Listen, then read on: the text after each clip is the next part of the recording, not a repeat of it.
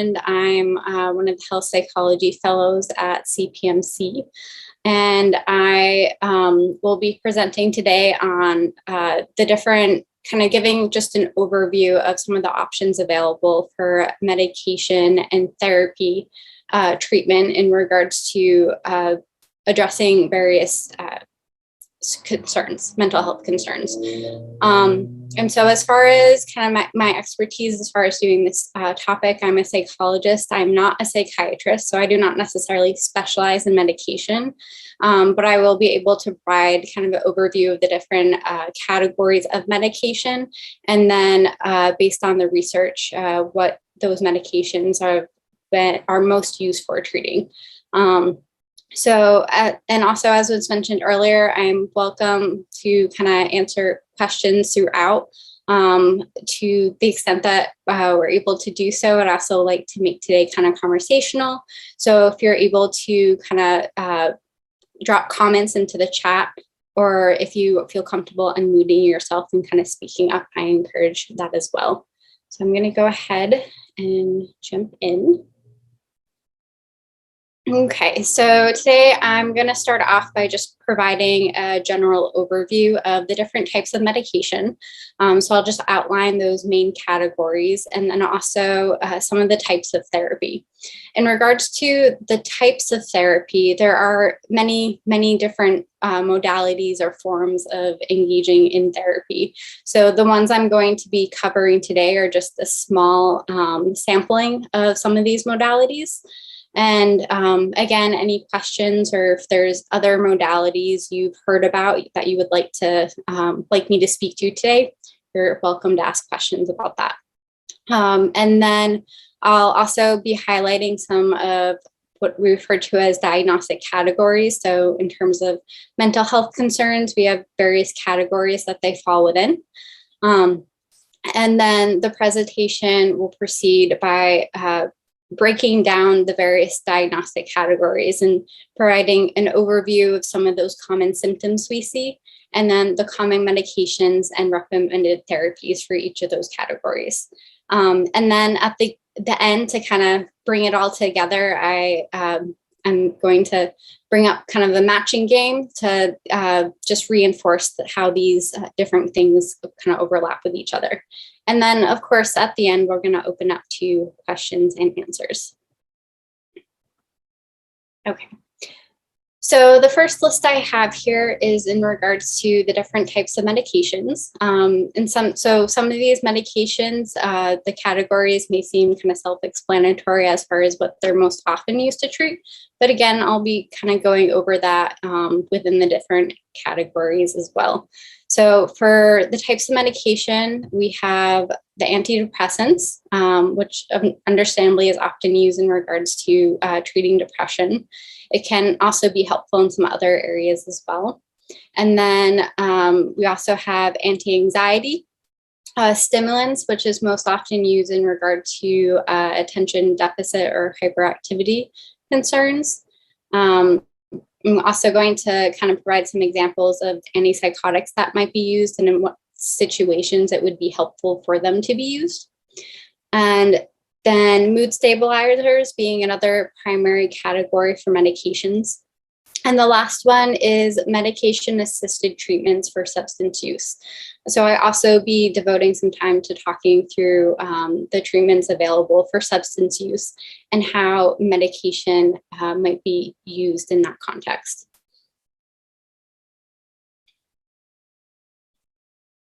Okay. And then the different types of therapy that I will be highlighting, which again, this is just a small sampling of the different modalities available, is cognitive behavior therapy, which in some ways it's the cognitive being related to our thoughts, how we think, and then the connection to also our behaviors. And in summary, CBT, while focusing on those thoughts and behaviors, it also incorporates how the emotions play a role on those thoughts and behaviors. Another form of therapy, which is called emotion-focused therapy, which self-explanatory, focuses on the emotional experience of somebody. I'll also be highlighting what's called dialectical behavior therapy. This is an approach of therapy that was developed specifically to address concerns related to borderline personality disorder. And it's very skills driven and breaks down to kind of different categories as far as emotion regulation, distress tolerance, interpersonal skills, and also mindfulness. Another form of therapy, which is psychodynamic therapy. Traditionally, this is the one that's been around the longest. When you think of a therapist where the patient is kind of on the couch, or the therapist is very much acting as kind of a blank slate in the room, that they're not necessarily engaging collaborative, that is very much influenced by psychodynamic. There, of course, has been modern adaptations of how that approach is being utilized in current treatments. And still so, it does a lot of work looking at how our past experiences influence our current behaviors and how we react to events. And then another one, oh, it looks like I have a comment here. Okay, we'll come back to that one, I think, at the end. Okay, sorry about that. So then the next one is just in regards to that I will be covering today is eye movement desensitization and reprocessing therapy. This is a newer form of therapy that's gained some traction in the last few years. It was specifically developed in regards to addressing trauma symptoms.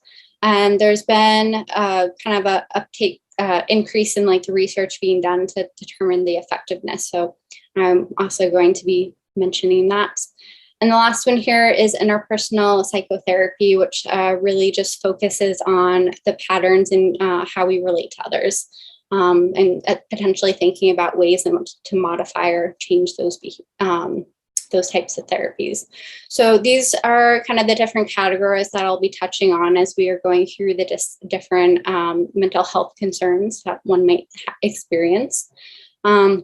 I'll just go ahead and kind of pause for a moment. I'm wondering, as far as like the types of medications listed here and the types of therapy, if there's something that maybe somebody has heard of that they're not seeing listed, that they might be curious to learn more about.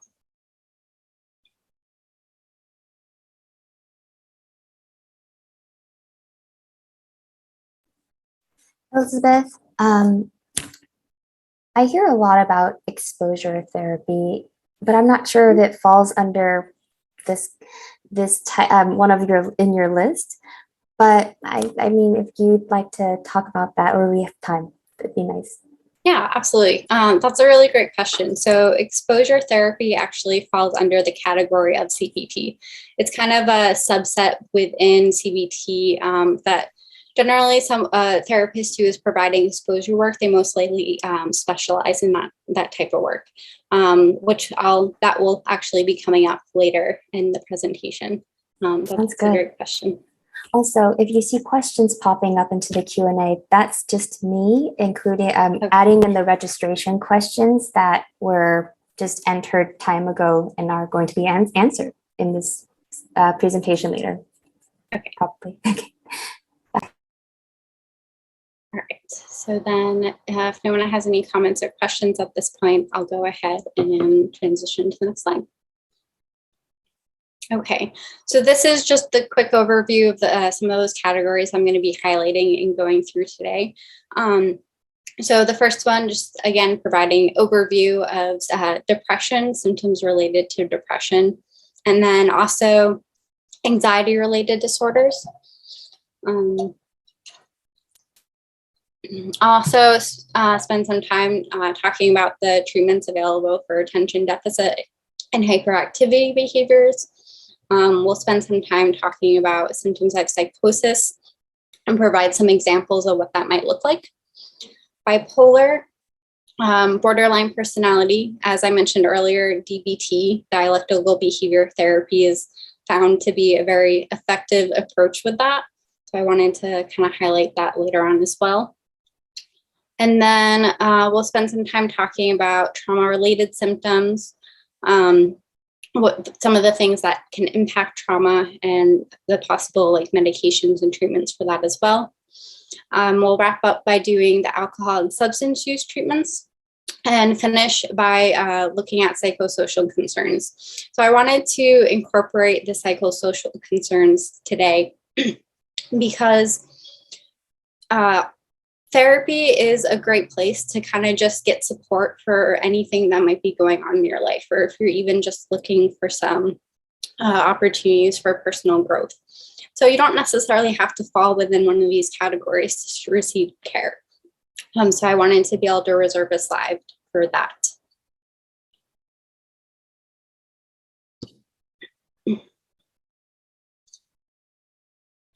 Okay. So if I'm able to have some people kind of chime in, I'm curious about people's associations with depression. When they think of somebody who is depressed, what are some of the things they might exhibit?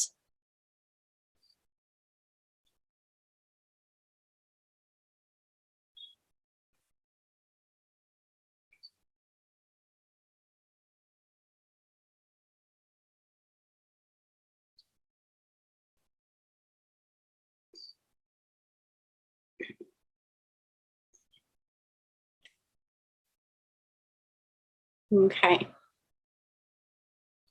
Well, in that case, I'll go ahead and share. What are some of those common symptoms that someone who is experiencing depression may be exhibiting? So the first one I have listed here as far as pervasive feelings of sadness is in regard to someone's mood. This is going to be someone who, for all intents and purposes, is feeling depressed. They're feeling sad. And it's a constant feeling of sadness. This isn't something just that comes for a brief period of time. So it can last for weeks. Sometimes, in some cases, it can go for periods of time where someone's struggling with this for years.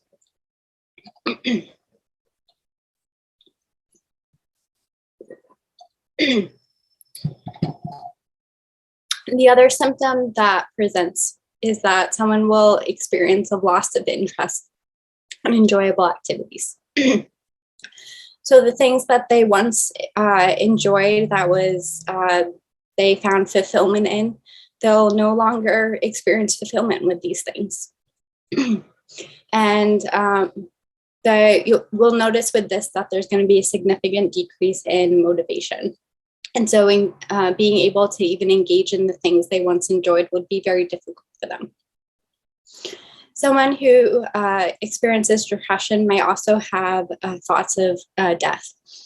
And this can range from just thoughts of death in general to concerns related to someone wanting to actively harm themselves to end their life. And so in regards to depression, as far as treatment that is offered, this is definitely something that is asked about and monitored. Another thing you might notice with someone who presents with depression is they're going to have sleep differences in their sleep patterns. And that could range from them an inability to sleep through the night, or it may also present itself as a tendency to sleep more than is generally considered healthy. I think the average sleep recommendation is about 8 hours a night. But someone who's significantly depressed might be sleeping closer to 10, 12, or even more hours a day. And another symptom we'll notice with those who present as struggling with symptoms of depression is that they have a very negative view of themselves. Is that they'll hold themselves responsible for a lot of things that maybe are even out of their control. And this can result in feelings of worthlessness. So in regards to the common symptoms or patterns we see for those who experience depression, this is the overview and some examples of what is looked for.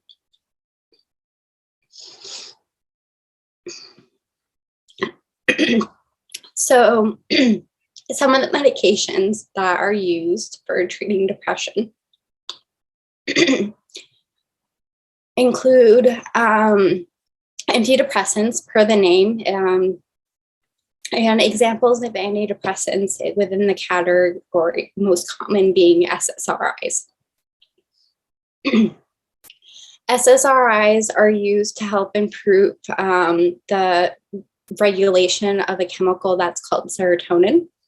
And similarly, SNRI is also used for depression, although from my research and understanding, the SSRIs is most commonly used. And then another category within the antidepressants is the one listed here, bupropion.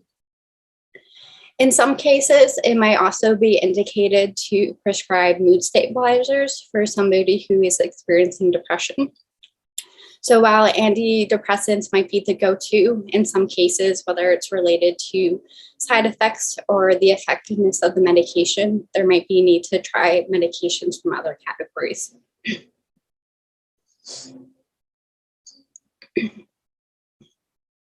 So some of the recommended therapies, and again, the therapies that can be effective in treating depression are not necessarily limited to these three.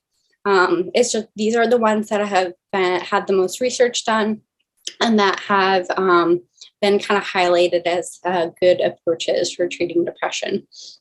So the first one being the CBT, the cognitive behavior therapy, which might focus a lot on some of those negative thoughts that someone's experiencing.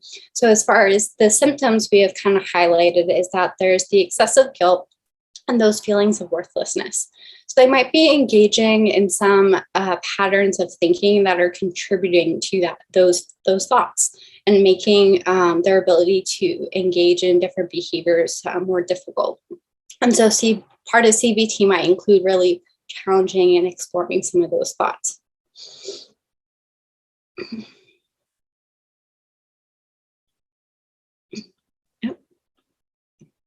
And then the other one that we used is in regards to interpersonal therapy, which, as I mentioned earlier, is specifically focused on looking at the relationship patterns. So another component of depression is that someone who is struggling with depression might be more inclined to isolate themselves, or they might have more trouble really engaging in relationships at all, whether that's due to distrust or the lack of motivation.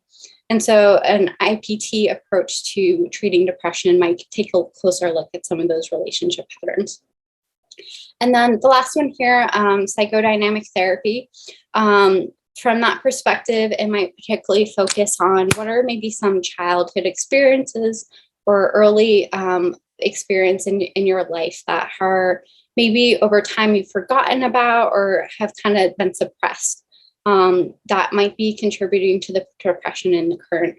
So again, psychodynamic, very much looking at the kind of inner relationship between past experiences and the influence on the present. So that's an overview of symptoms of depression and its accommodating medications and treatments. So I'll go ahead and just pause for a moment to see if there's anyone who would like to share a question or comment.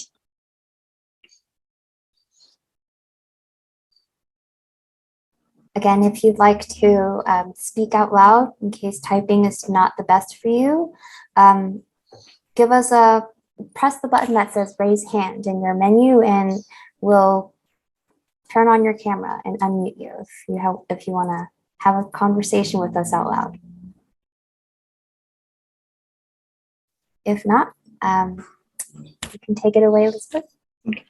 So I skimmed through some of the questions in the Q&A. It looks like there's two at the end in regards to depression in particular.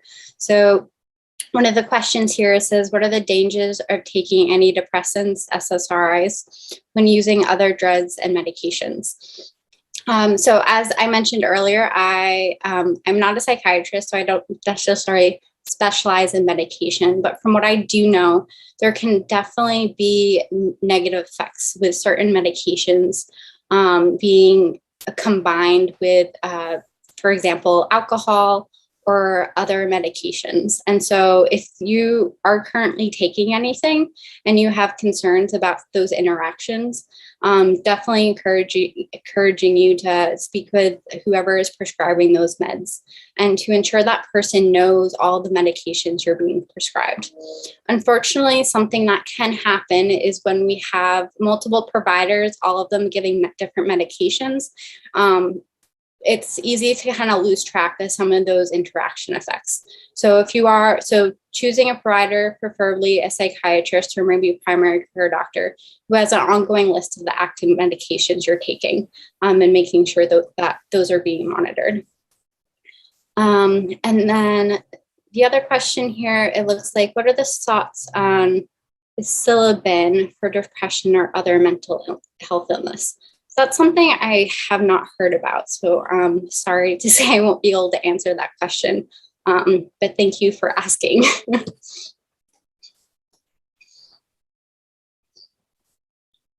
Okay, so I'll go ahead and move on to the next category, which anxiety. And again, I'm just curious to hear if anyone has any associations with anxiety. What are your understanding of how someone might experience anxiety, or how could it present itself?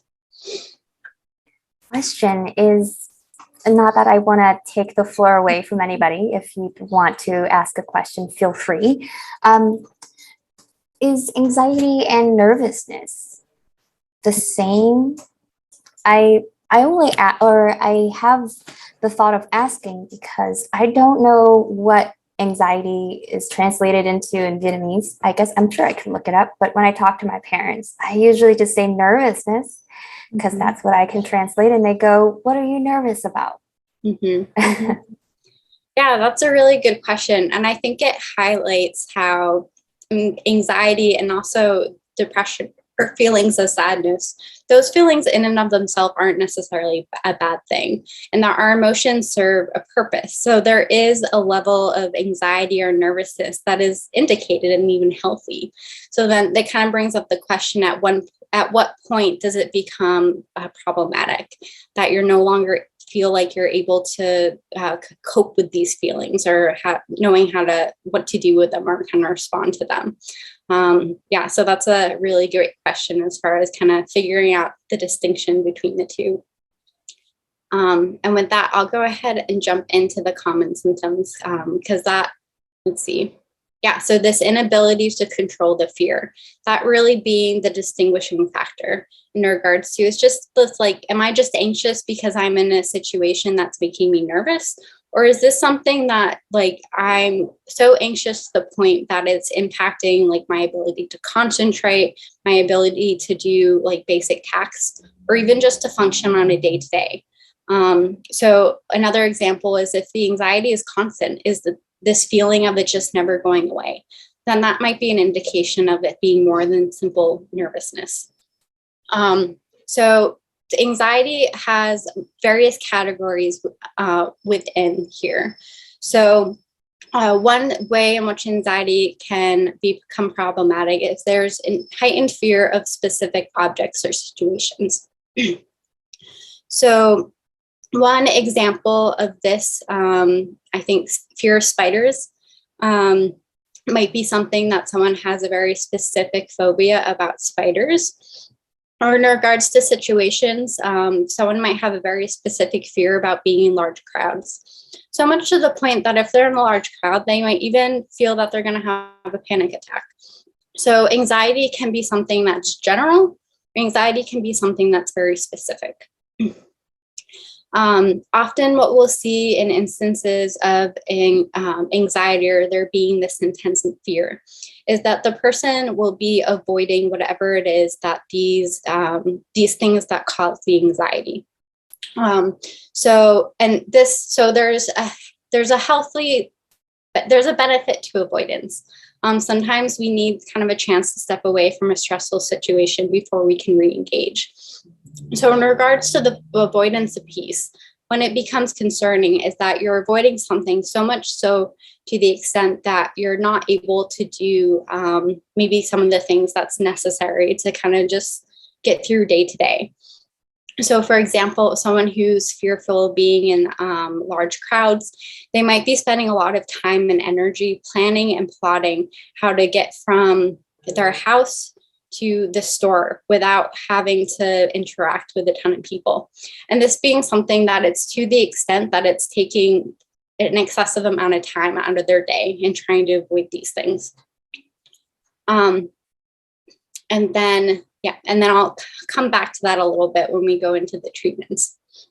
And anxiety can also present itself in the form of panic attacks, which we can see panic attacks in regards to specific phobias or generalized anxiety. Panic attacks can also in and of itself be its own diagnosis. Someone who is experiencing a panic attack, they will more or less feel that it's almost as if they can't breathe, that the anxiety is that much heightened in their body.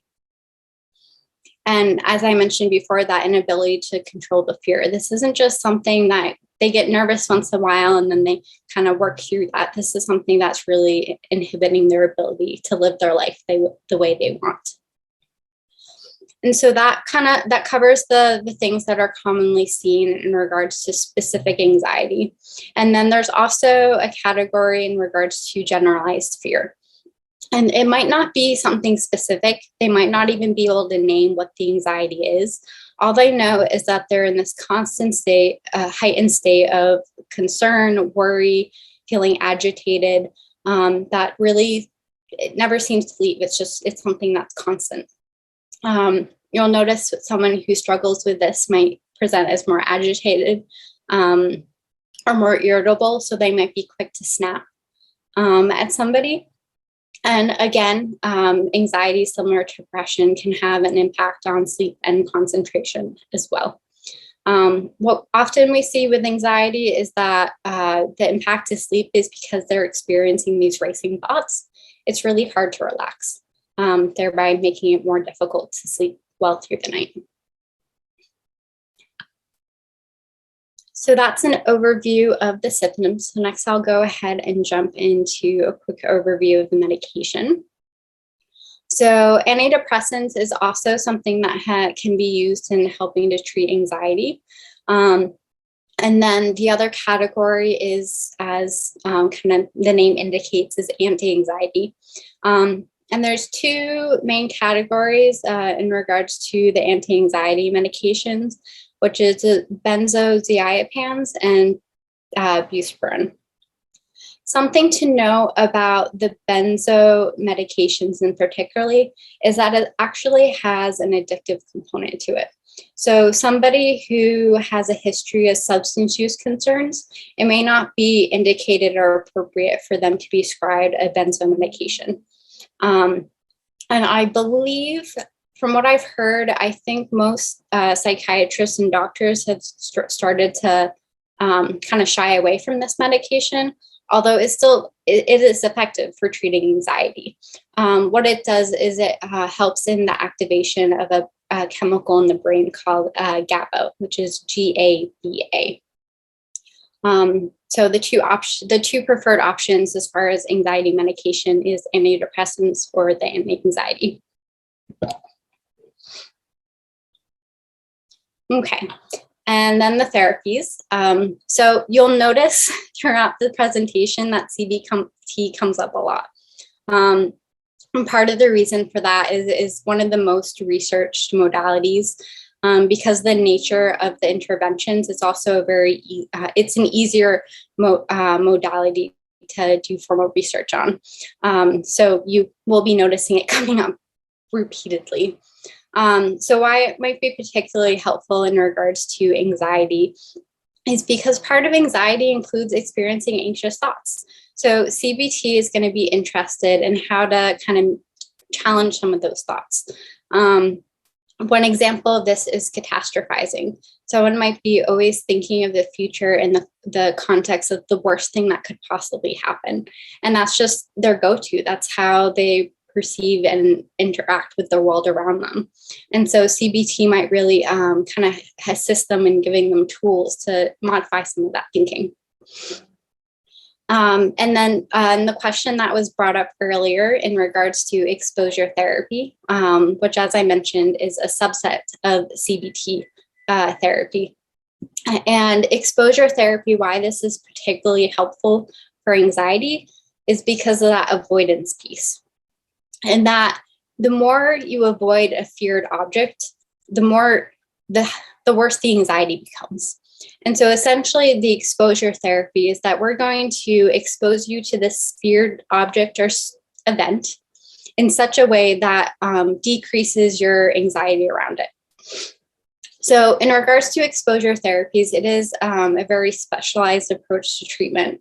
So if you or someone you know is interested in exposure therapies, I would recommend finding someone who has a history or background in doing that kind of work. And the exposure therapy, so part of it is a form of what's called flooding, which is we just put you in the feared situation, and over time you kind of gain familiarity with that. That it's reinforcing this understanding that this thing I'm afraid of is actually can't harm me as much as my thoughts are telling me. But part of what exposure therapy will include is there's an initial introduction in that there's a lot of focus on teaching relaxation skills of how it is that you can calm yourself when you're in that midst of anxiety. So the most common example of a relaxation skill is deep breathing, which is really the foundation and base for any type of relaxation and can be very helpful for just grounding someone in that moment of experiencing anxiety.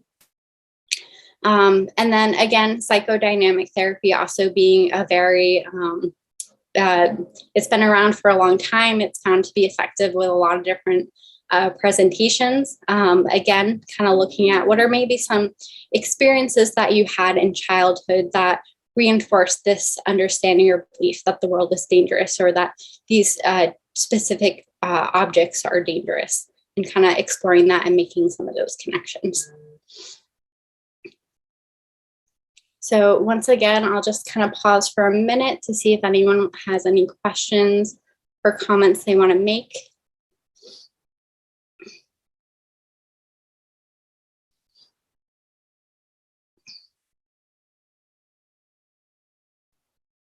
Doesn't look like I see any hands raised, so you're good to move on. Okay. I was also skimming through the questions again. Yeah, feel free. Okay, so the next one I wanted to spend some time on is ADHD, which is attention deficit or hyperactivity disorder. And so in regards to treatment for this, medication has been found to be very effective. But again, just kind of give the overview or what are some of the symptoms or behaviors someone might exhibit if this is what they're struggling with. So there's two parts to this. One is the attention, is that they have a lot of difficulty with sustaining attention. They're kind of just jumping all over the place. It's really hard for them to engage in a task and complete that task in one sitting, because their attention is going to be all over the place. They're probably going to be jumping through different tasks and whatnot. So that's the attention component. And then the other component is the hyperactivity, which basically translates as an inability to sit still.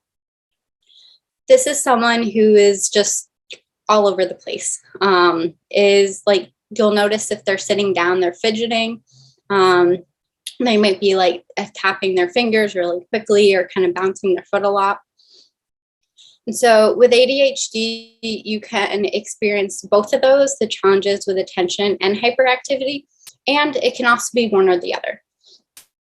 So additional things someone might notice in regards to struggling with the attention and hyperactivity, is this is someone who's probably going to be making careless mistakes when they're doing activities. So their inability to focus, as I said, it's going to be harder to get things done. So that can result in mistakes that might usually not be made. There's also going to be, sorry about that. So there's also going to be some difficulty with following instructions. And the reason for this is because it's common practice when we give an instruction to someone that the instruction involves multiple steps. So for example, a child who struggles with ADHD, parent says to them, go brush your teeth. It seems like a simple request, but for somebody who struggles with ADHD, they're gonna maybe get up the stairs to go to the bathroom, but then get distracted halfway and then forget that they were even given an instruction and start doing other things. So the first instruction to the child might be, I need you to go up the stairs, and then really breaking it down in such a way that it's easier for them to focus on one task at a time. That also may demonstrate an ability to be well organized. As I mentioned earlier, the constant fidgeting with the hyperactivity. This might also be someone who talks a lot. And we see this a lot with the hyperactivity, and that there's just so much going on that they need to get it all out. And then an inability to engage in leisure activities. So that, again, this kind of jumping around, being all over the place, being able to sit still for a moment at a time might be very difficult.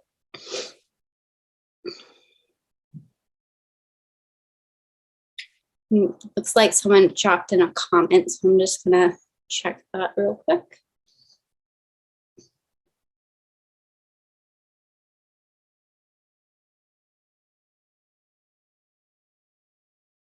Okay.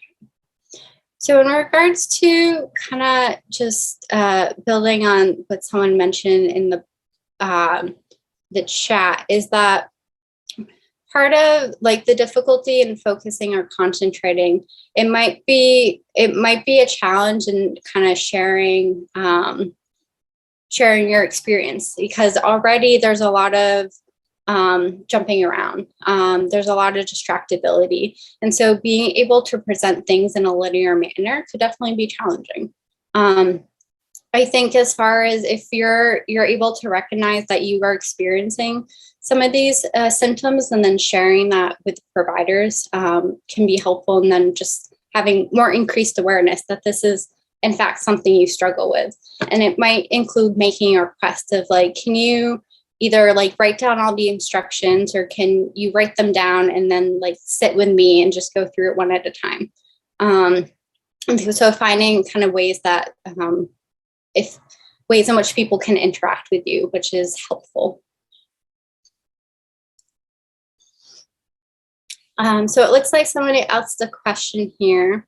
Is ADHD also a spectrum? Can you develop it? So in a lot of cases, I would say with most mental health concerns, it's always on a spectrum. Is there, as I mentioned with anxiety, that there's appropriate levels of some of these behaviors.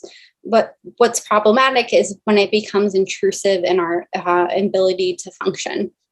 And then there can be even the most extreme cases that you might be someone who experiences all of the symptoms. So could be both the attention and the hyperactivity, which would be, again, you're struggling with all of these things. And so that being potentially one example of a more extreme case. Often, and then as far as when ADHD developed, from what I've read and kind of my experience, is that ADHD most often develops in childhood.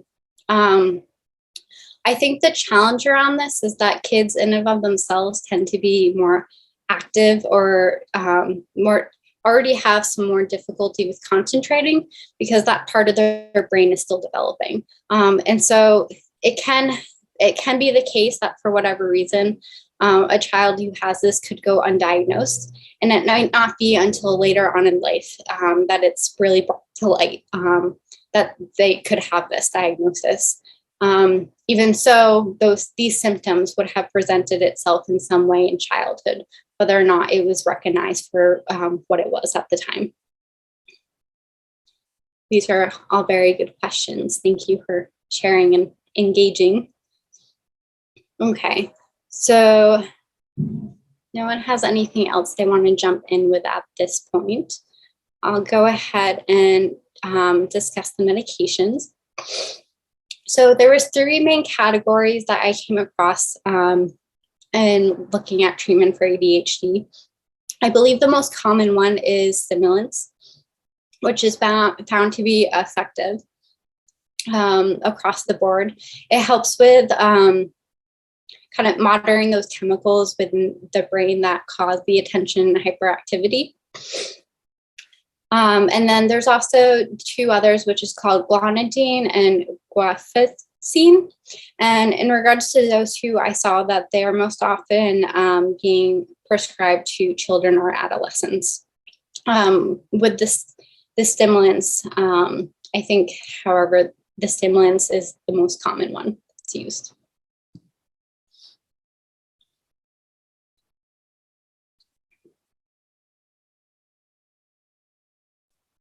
Elizabeth, I think that someone asked if there are long-term effects of stimulants for ADHD. That is a good question. That is something I am not sure about. As far as the potential, so my understanding there can be side effects to all medications. So if you're on any type of medication, stimulants included, it's important to make sure that you're continuing to meet with the psychiatrist or whoever is prescribing it to monitor if there is any adverse things coming, so that the medication can then be changed or modified. But specifically the long-term effects, I cannot speak to that.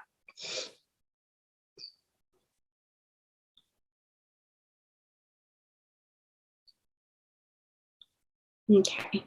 And so as far as treatment, so in regards to ADHD, the medication is in many cases kind of the front line of treatment, but therapy can also be helpful in kind of supplementing the medication. So again, as I said, CBT is the most researched, so that's why it's listed here again. Specifically, if this is something there's early intervention as far as childhood, there might be more family treatments as far as kind of coaching the family and the parents on how to help the child with some of these challenges. Yeah, so in general, ADHD, the medication is found to be very effective. And then if there's continued kind of challenges around some of these symptoms, therapy can be a helpful complement. Okay. Great. Okay, if no one has any comments or questions to add at this point, I will go ahead and transition to the next slide. Okay. So for psychosis, so I am curious to hear, because I think sometimes when it comes to kind of different mental health concerns, depression, anxiety is very common. It can be normalized. ADHD is something that's most people are familiar with. Psychosis tends to be a category that kind of seems extreme. So I'm wondering if anyone here is comfortable or willing to share what some of their associations might be for someone who struggles with psychosis.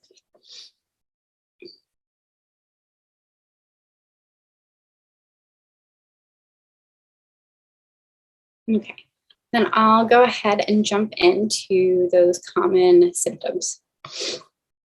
So psychosis can present itself in a variety of different ways. So the first one I have listed here is delusions. And there's different examples of the types of delusions someone might experience from struggling with psychosis. Some of the ones that come to mind is there could be the delusion that somebody is trying to cause harm when there is no evidence to necessarily support the thought, or that a belief that a particular person is obsessed or in love with the individual, when again there's a lack of evidence supporting that. And so there's various examples of types of delusions someone might experience. But kind of the key component in regards to what distinguishes between a brief, intrusive, or irrational thought as opposed to more delusion is that the delusion is something that is going to be more persistent, that they firmly and fully believe it despite evidence to the contrary. The other symptom that is commonly seen is the hallucinations. So hallucinations can involve any and all of the senses. So seeing things that aren't there, hearing voices in your head, and this being like, it sounds like there's another voice other than your own in your head, and how that presents can range. You can also experience hallucinations of like feeling things crawling on your body or certain smells, if there's this constant sense of smelling something that isn't there. The other common symptom that we see is bizarre or catonic behavior. And essentially what that means is the bizarre behavior is what is referred to as a positive presentation, and that they're kind of all over the place. They might randomly shout things out, and how they're engaging in with other people. And then in contrast to that, the catonic behavior is commonly referred to of a negative symptom presentation, where the affect is not there. It's almost as if they're not even in the room. I mean, they're just kind of sitting in the chair, completely not engaged, not zoned out. You can talk to them, and it's as if you're not even there. And then the last one is disorganized speech. They're not going to be able to most likely engage in logical, coherent conversations. So somebody who struggles with any type of psychosis could experience all or some of these. And there are different ways in which it can present itself, or how long it might present itself. There's also a diagnosis that's called schizoaffective, which is essentially a combination of some of these symptoms here and a mood disorder. And that when they're and that those two are kind of very closely linked. Let's see. So those are the common symptoms that someone might present if they're struggling with psychosis. So as far as medications, the two most common is the antipsychotics, which, as the name indicates, is for treating psychosis, and then also the mood stabilizers. And as I mentioned, with the schizoaffective, the psychosis symptoms coupled with mood dysregulation, is that might be part of the benefit of prescribing a mood stabilizer, because it can help with that mood component. It's rare in a case of psychosis that they aren't receiving some type of medication. The medication in and of itself cannot necessarily treat the symptoms, but it can help moderate them. And so if someone is experiencing some of these symptoms, then it's strongly indicated for them to be prescribed some type of medication. As far as therapies, so again, CBT. So in regards to using CBT for psychosis, it might particularly focus on kind of doing reality checking, which over time can be kind of challenging, but it's just more so kind of reinforcing some of those ways in which they can distinguish between the delusions, hallucinations, and then what is actually happening in the present. Also, with treating psychosis, the family can have a huge impact as well, in kind of teaching the family members how to assist the individual who struggles with this. So family psychotherapy has been strongly indicated for someone who struggles with psychosis. Okay. I'm going to go ahead and continue on. Okay, the next one is bipolar, which I think, I'm keeping an eye on the time. I think I'm just going to kind of wrap up the next few sessions so we still have time for discussion at the end. So the common symptoms you'll experience with bipolar is, in order to get diagnosed with a bipolar disorder, you have to have exhibited at least one manic episode. Bipolar can also include depressions of episodes, but it's not necessarily a requirement for there to be concern related to bipolar. So the mania is kind of the key piece. If you're experiencing any type of manic episode, even that absence of ever experience of depressive episodes, then there is concern for there being symptoms of bipolar. So what does a manic episode look like?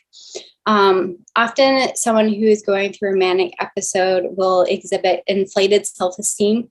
So they'll have this really grandiose view of themselves, that they think they can conquer the world. So the way they describe it is like they feel like they're on top of the world. One of the challenges with this particular presentation is that when someone is in that manic episode and they're feeling wonderful, they're feeling great, they feel like they're able to do all these things, they might have more trouble with being consistent with medication. Someone who is in a manic episode, they could go days without sleep, depending on how long that episode lasts. You'll also notice that this is someone who talks really fast to the point where it's even hard to hear what they're saying. And during these episodes, they also engage in more impulsive behavior. So they may go online and buy a million things at one time that normally they wouldn't have bought, or they might engage in more harmful behavior. So like reckless driving being another example. And then as far as medications, so someone who is in a manic episode, they can sometimes exhibit some hallucinations or delusions while in the manic episode. And so that might be why it's indicated to also prescribe them an antipsychotic. So one example of this is somebody who's on top of the world. When they're in that manic episode, they might develop the belief that they can fly. So the antipsychotic would be indicated in that example. Mood stabilizers being another component. I believe the medication lithium is the most commonly prescribed for bipolar. It also can be indicated to prescribe antidepressants and anti-anxiety as well. And then as far as therapies, again, CBT being very commonly supported and researched has been found to be effective in treating bipolar. And just to reiterate, that's not to say CBT is the only treatment that can be used in bipolar. It's just based on the research that we have, it's the one that's most supported at this time. I see someone dropped in a comment about whether or not bipolar disorder is genetic.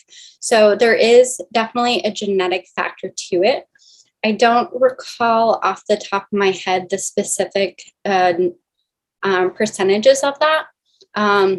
But we do find that for certain disorders, bipolar, one of them, schizophrenia also being another one, that there is a strong genetic component.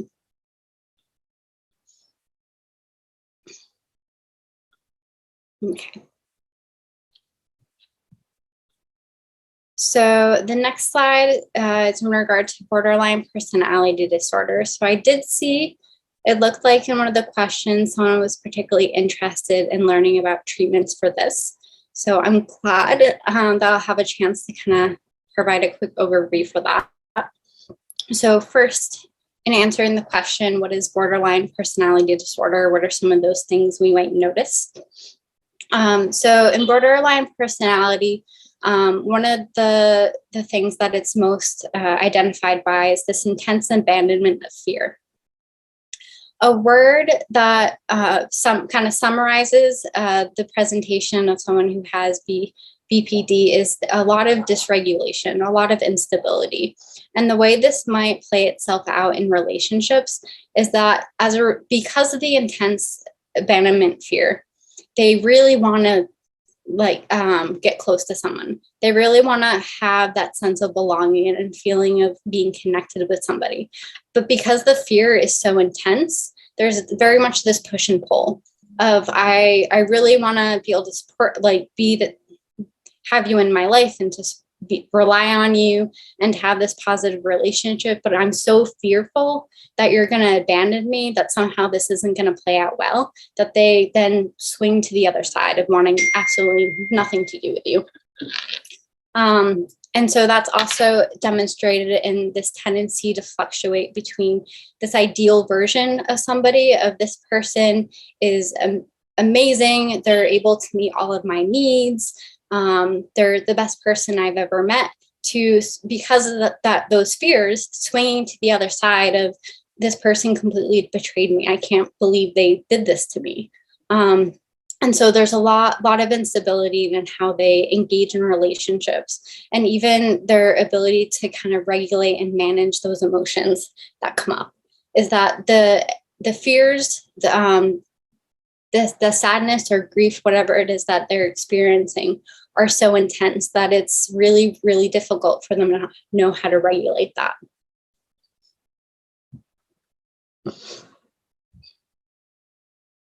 And then there is also, what we'll notice is there's also an increased risk for suicidal gestures. So someone who presents with this diagnosis, it's something to kind of constantly want to maybe just check in, see if they're in a place where they feel that they might want to cause harm to themselves. And I see somebody asking if it's also genetic. I mean, I suspect there would be a genetic component too. I don't know if it's, I don't believe it would be as strong as bipolar, the schizophrenia that I mentioned earlier.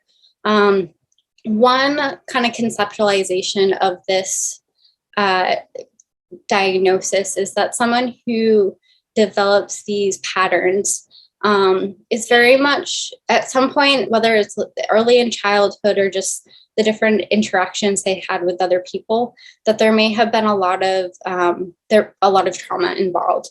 This being someone, part of the reason they have so much difficulty in regulating their emotions is because emotions were maybe ignored or even ashamed growing up, so much so that they were never taught these skills.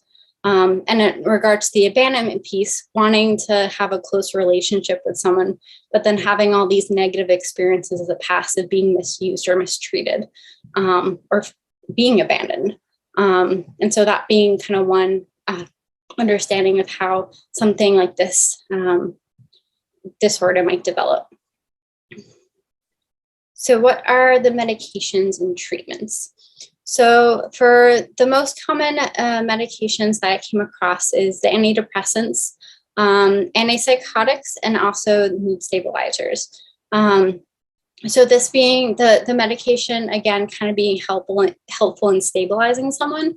So the antidepressants being indicated because of the suicidal gestures, that there being kind of symptoms or indications of depressive type symptoms, where prescribing antidepressant might help.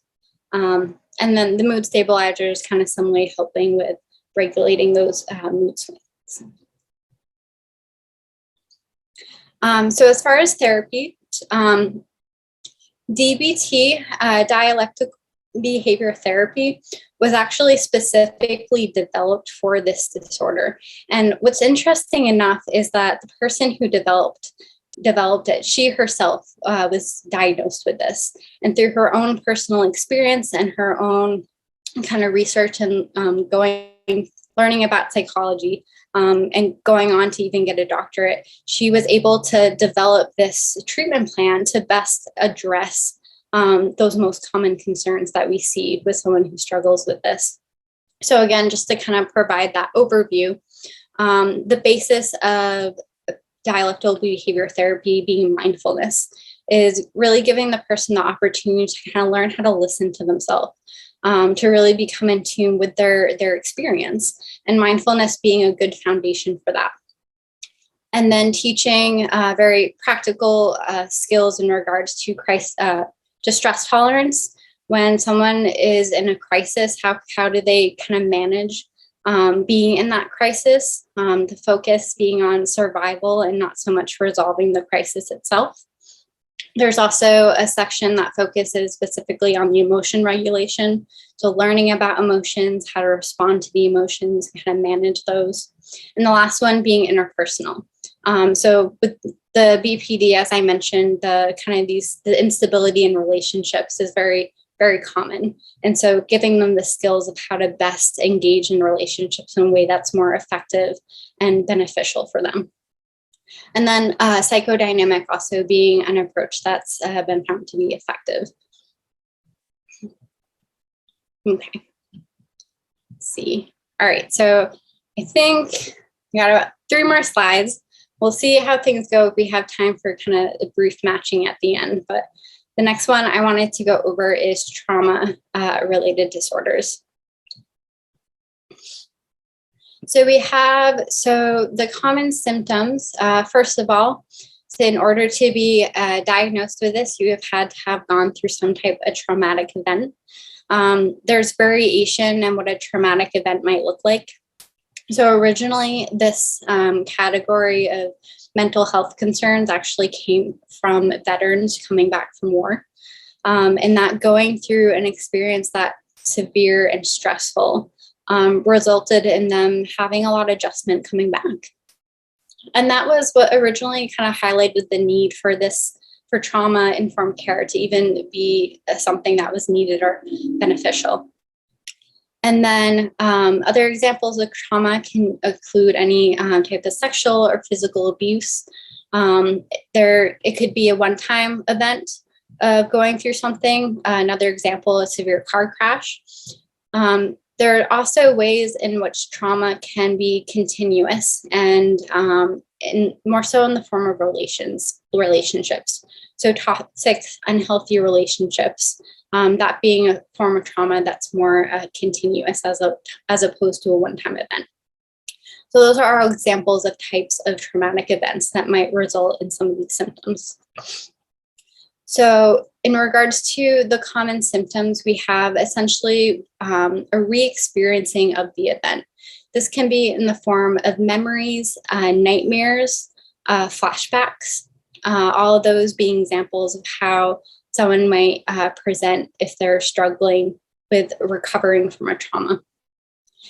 Similar to what we talked about with anxiety is that there's most likely going to be some type of avoidance element. So in going through a traumatic event, it can shatter our belief or assumption that the world is safe. And so suddenly we now are going through the world with this anticipation or worry of the event, of a repeat of the event. And anything that is related to the event, it can be from colors to smells to objects that might have been present when a traumatic event happened that trigger some of these memories or cause someone to go into a heightened state of distress. And so then they start to avoid those reminders, so much so to the point where it's becoming problematic, similar to what we talked about in regards to avoidance around anxiety. And it can also impact how we just view the world in general, how we view ourselves.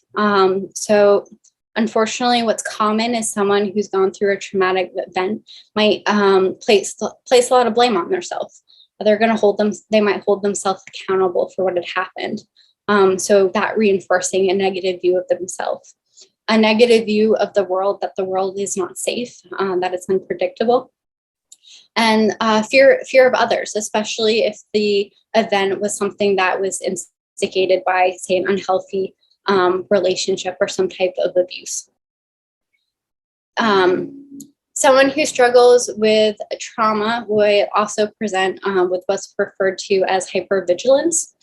Hypervigilance essentially being this heightened state of awareness, of constantly monitoring for potential dangers. And so one way this can present itself is that when somebody walks into a room, the first thing they're going to do is they're going to kind of do a safety assessment. What are the risk factors in this environment? Where are the exits? If something were to happen, how can I escape? So someone who's hypervigilant is always in that state. And then it can also, all those things combined can have a negative impact on sleep and concentration as well. Okay, so with trauma, some medications that are indicated include antidepressants and anti-anxiety. So in my experience, when it comes to trauma treatment, going through formal therapy is recommended, is been found to be very effective. It may so happen that someone who presents with symptoms of trauma also experience some struggles around depression and anxiety, which is why prescribing these medications may be helpful. And then as far as therapies, in most recent years, there's been a huge push across the board and even across disciplines to try and develop trauma-informed approaches or methodologies and how to work with someone who's gone through a traumatic experience so as not to re-traumatize them. One approach, as I mentioned earlier, is to the EMDR being a more recent, a newer modality for treating trauma. So the EMDR, it is almost a combination of exposure with more physiological aspects. So it kind of involves using eye movement in helping someone to kind of resolve the symptoms that they're experiencing. So with EMDR, if this is something you're interested in learning more about or attempting, I would recommend seeking out a therapist who specializes in this. So it's a very specific structured form of therapy. And so if someone's going to provide this, they need to be well informed about how to go about doing so. And then another form of treatment is trauma-informed CBT, which trauma-informed CBT incorporates elements of CBT and kind of looking at the thoughts that might have developed out of experiencing a trauma, or and the behaviors like the avoidance piece, maybe kind of incorporating some of the exposure therapies that I talked about previously. And then it's coupled with essentially creating a trauma narrative where the therapist works with the individual to bring them to a point where they're able to kind of share the experience of having gone through this trauma, and then really providing the safe place to process and kind of understand what that experience was. And so this TFCBT being more structured form of therapy, that you start with kind of learning relaxation or stabilization techniques, going into learning about more the cognitive aspects of how to challenge irrational or unhelpful thoughts, and then kind of transitioning into emotion regulation, and eventually all working towards creating the trauma narrative and applying those skills to talking about the trauma narrative. I see here that someone dropped in a comment, so I'm going to go ahead and check that. Let's see. It says, what counts as PTSD? Is any trauma that affects us counted as PTSD, or is it only through diagnosis? So that's a really interesting question. And the reason that's an interesting question is because what makes PTSD or trauma problematic is that the person is unable to recover from the event. So on one hand, we've all at some point in our life gone through some type of trauma. And by the nature of there being trauma, there's going to be a period of adjustment where there's going to be some distress having gone through that event. That in and of itself isn't the concern. The concern is when that state of distress or the kind of the impact on how they view the world or how now they're going through the world doesn't resolve. It's as if the trauma is still going, even though it's something that might have happened long ago. And as far as kind of asking the question of, well, am I just reacting to having gone through a trauma? Is this healthy adjustment, or is this something that's really starting to interfere with my day-to-day? If you're experiencing a lot of stress and that you yourself feel that for whatever reason, this is just constantly coming up in my life. I can't recover or get over this. That in itself indicates that there's probably more going on. Regardless, even if you are going through what we might classify as a healthy adjustment, it can still be helpful to seek out therapy, just to have that safe place to talk through and process what had happened. Okay. Okay, so I'm going to go ahead and jump into this slide, but I'm going to just kind of skim through some of these sections. So for alcohol and substance use disorders, the main reason I wanted to highlight this as far as like the benefits of medication versus therapy is that in regards to substance use, it can be helpful to utilize some of these medications that I've listed. But these medications would only be available if you're already engaged in an intensive outpatient program or an inpatient program. These aren't necessarily medications that you would just be prescribed by a primary care doctor. The purpose of prescribing these medications is to help facilitate the recovery process. So for the sake of time, I will not delve into this slide as much, but that was what I wanted to highlight in regards to the alcohol and substance use. And then, so the psychosocial concerns, again, I'll just do a quick summary. These are some of the examples of things that you might just be going through, everyday experiences that to some extent we've all had, that it might be beneficial to just have a safe place to kind of talk through these things. And so this being some of the examples that I've listed here. Medications aren't necessarily indicated if the person is presenting solely for a psychosocial concern. Emotion-focused therapy for couples in particular has been found to be effective for addressing marital discord. So if you're interested in marriage counseling or couples counseling, that might be one approach you would consider. All right, so I have the first question here. This participant has both depression and anxiety and would like to know if taking CBD gummies would affect their emotional state or happiness.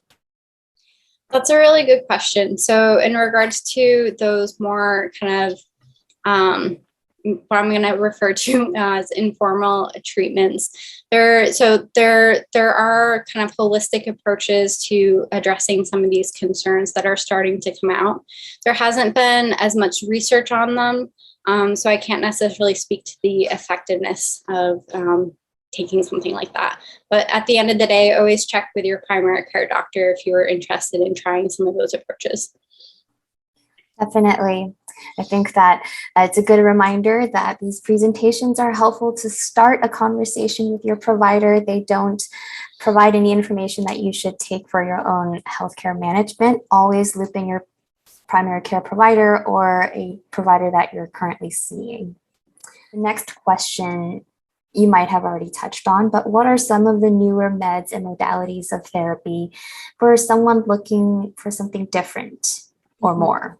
Mm-hmm. Yeah, so that's a great question. I think answering that question would in and of itself be its own presentation. But I know one therapy modality that I did not incorporate today is called acceptance and commitment therapy, which does a lot of work at kind of looking at your values and accepting the things that can't be changed, and then deciding how to make adjustments in your life in such a way that you're able to fully live out these values.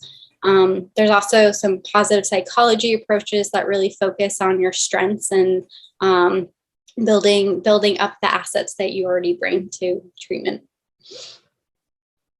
Thank you. The next question talks about curiosity for EMDR and TBRI therapies. This person is also curious if she could address med versus therapy for kids under 18. So I did talk about the EMDR, so I won't go into that again. I'm not familiar with TBRI. I'm assuming it's some type of trauma approach to therapy. And as far as medication, I would still defer to whatever a psychiatrist might say. I know there are medications that are safe for children, but again, that being something the psychiatrist would have more information on. Thank you. And the next question asks, how could one find a therapist who takes Medicare? And I can also add into this question as well, but I'll let you go first, Elizabeth. Perhaps this is a good time to talk about referral processes with CPMC's health psychology program. Yeah, that's a really great question. So I'm just going to start off more broader when it comes to seeking support through your insurance. The best option is just contact the insurance directly. And they'll be able to provide you a list of in-network providers. There's also a website called Psychology Today where you can search for therapists by zip code. And then you can also filter the searches by your presenting concern and insurance as well. And to add on to that, Community Health Resource Center employs psychotherapists with the training, who have training as licensed clinical social workers. So I think, correct me if I'm wrong, Elizabeth, you also provide psychotherapy, but perhaps what you might talk through in sessions just goes back into what your training was, and the training is different, but psychotherapy can also occur in different clinics by professionals with different degrees, and a Community Health Resource Center being one that accepts Medicare.